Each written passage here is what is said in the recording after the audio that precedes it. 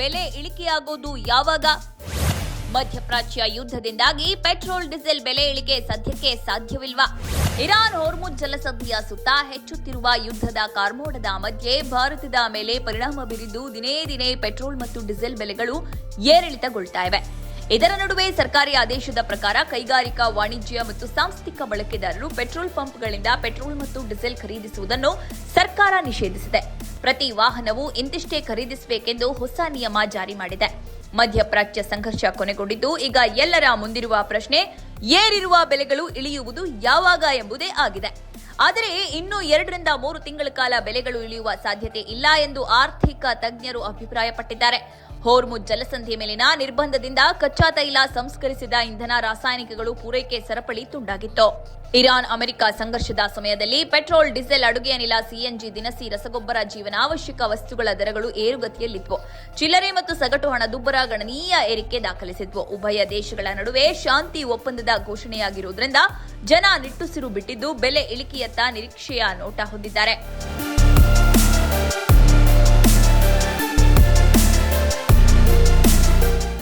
Petrol, diesel ಬೆಲೆ ಏರಿಕೆ ಬಗ್ಗೆ ತಜ್ಞರ ಅಭಿಪ್ರಾಯ ಏನು? ಭಾರತದಲ್ಲಿ ಇಳಿಯೋದಿಲ್ವಾ? ಅಲ್ಲಿ ಇಳಿದರೂ ನಮ್ಮಲ್ಲಿ ಇಳಿಯಲ್ಲ. ಶಾಂತಿ ಒಪ್ಪಂದದ ಸುದ್ದಿ ಹೊರಬೀಳುತ್ತಿದ್ದಂತೆಯೇ ಸೋಮವಾರ ಬ್ರೆಂಟ್ ಕಚ್ಚಾ ತೈಲ ದರ ಒಂದು ಬ್ಯಾರೆಲ್ಗೆ $82.90ಗೆ ಕುಸಿಯಿತು. ಮಂಗಳವಾರ $81.45ಗೆ ಇಳಿದಿದೆ. ಯುದ್ಧಕ್ಕೆ ಮುಂಚೆ ಅಂದ್ರೆ ಫೆಬ್ರವರಿ 28ರ ಮೊದಲಂದು ಬ್ಯಾರೆಲ್ಗೆ $67 ಇತ್ತು. ಸಂಘರ್ಷ ತೀವ್ರವಾಗಿದ್ದಾಗ $138ನವರೆಗೂ ಮುಟ್ಟಿತ್ತು. ಈಗ ಜಾಗತಿಕ ಮಾರುಕಟ್ಟೆಯಲ್ಲಿ ಇಂಧನ ಬೆಲೆ ಇಳಿಕೆಯ ಹಾದಿಯಲ್ಲಿ ಸಾಗಿದ್ರೂ ಭಾರತದಲ್ಲಿ ತಕ್ಷಣದಲ್ಲಿ ಇದರ ಲಾಭ ಜನರಿಗೆ ಸಿಗೋದಿಲ್ಲ. ಯಾಕಂದ್ರೆ ತೈಲ ಸಂಸ್ಕರಣಾಗಾರಗಳು 2 ತಿಂಗಳ ಪೂರೈಕೆಗೆ ಅಗತ್ಯವಿರುವಷ್ಟು ಕಚ್ಚಾ ತೈಲದ ದಾಸ್ತಾನು ಹೊಂದಿರುತ್ತೆ. ಅಂದ್ರೆ ಬೆಲೆ ಏರಿಕೆಯಾಗಿದ್ದಾಗ ಖರೀದಿಸಿದ್ದ ಕಚ್ಚಾ ತೈಲದ ದಾಸ್ತಾನು ಇನ್ನು 2 ತಿಂಗಳು ಇರುತ್ತದೆ. ಹೀಗಾಗಿ ಅಲ್ಲಿಯವರೆಗಂತೂ ಪೆಟ್ರೋಲ್, ಡೀಸೆಲ್ ಬೆಲೆ ಇಳಿಯುವುದು ಅನುಮಾನ. ರಸಗೊಬ್ಬರ ಸಮಸ್ಯೆ. ಹೋರ್ಮುಜ್ ಜಲಸಂಧಿಯಲ್ಲಿ ತಾತ್ಕಾಲಿಕವಾಗಿ ಯಾರಾದರೂ ಹಡಗುಗಳ ಮುಕ್ತ ಸಂಚಾರಕ್ಕೆ ಅವಕಾಶ ಕಲ್ಪಿಸಿರುವುದು ರೈತರಿಗೆ ಸ್ವಾಗತಾರ್ಹ ಬದಲಾವಣೆಯಾಗಿದೆ. ಯುದ್ಧ ಪ್ರಾರಂಭವಾಗುವ ಮೊದಲು ಜಾಗತಿಕ ಬೇಡಿಕೆಯ ರಸಗೊಬ್ಬರ ಪ್ರಮಾಣದಲ್ಲಿ 30% ಈ ಜಲಮಾರ್ಗದ ಮೂಲಕ ಹಾದು ಹೋಗುತ್ತಿತ್ತು.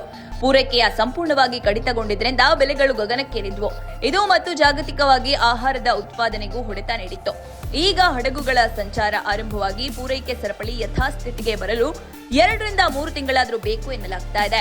ವಿಮಾನಯಾನ ದರದಲ್ಲಿ ಬದಲಾವಣೆಯಾಗಲಿದೆಯಾ? ಮುಂಚಿತವಾಗಿ ವಿಮಾನಯಾನ ಸಂಸ್ಥೆಗಳು ಸಹ ಇಂಧನವನ್ನ ಖರೀದಿಸುತ್ತವೆ, ತಮ್ಮ ವೇಳಾಪಟ್ಟಿಯನ್ನ ಕ್ರಮೇಣ ಹೊಂದಿಸುತ್ತವೆ ಮತ್ತು ಬೇಡಿಕೆಯ ಆಧಾರದ ಮೇಲೆ ಟಿಕೆಟ್ ಬೆಲೆಗಳನ್ನ ನಿಗದಿಪಡಿಸುತ್ತವೆ.